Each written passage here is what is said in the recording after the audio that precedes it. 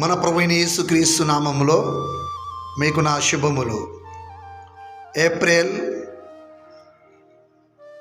6వ తారీఖు 4వ నెల 2024 సంవత్సరం. ఈ దినము దేవుని వాగ్దానము.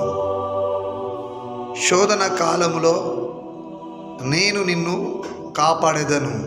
ప్రకటన 3:10. నా ప్రియ సహోదరి సహోదరులారా,